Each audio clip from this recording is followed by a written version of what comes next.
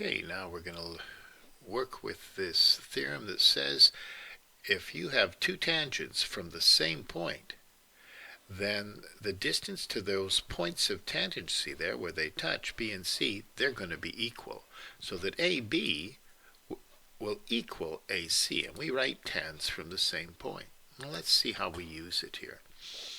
Okay, let's start off here. Well, we know that this is a tangent, and a tangent is perpendicular. This is going to the center, to this radius, so we know that first we know that A here has to be 65 degrees because these two angles have to be the same, because AP and PT are tans from the same point.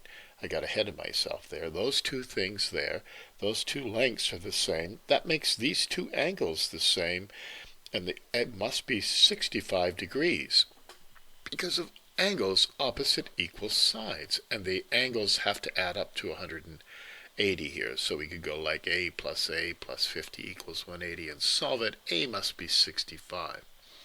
Now, what I was saying before, I'm just looking at this right angle here. The tangent is perpendicular to the radius.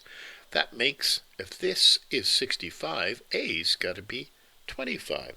And for the same reason on the other side, we know these are both 65, that's got to be 25.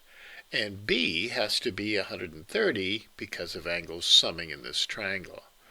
And the last one, C, the angle at the circumference, is equal to 2 times the angle at the center, so that's why C has to be 65 degrees. And kind of interesting, see, A is 65.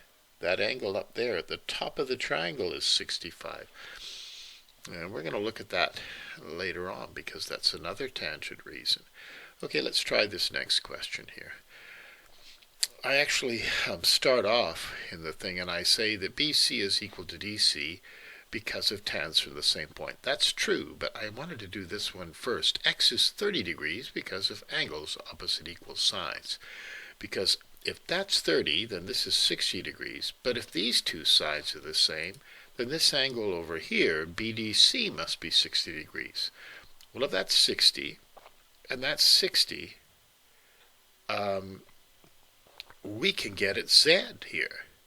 That means that we've got two things here. Y must be 120 degrees because of angles in a triangle here, and Z must be 60 degrees because of angles opposite equal sides. That's why we know that those two are 60, and angles summing in the triangle BCD. So that's why that's got to be 60. We know those two are 60. It's all got to add up to 180, so Z's got to be 60. And there you go.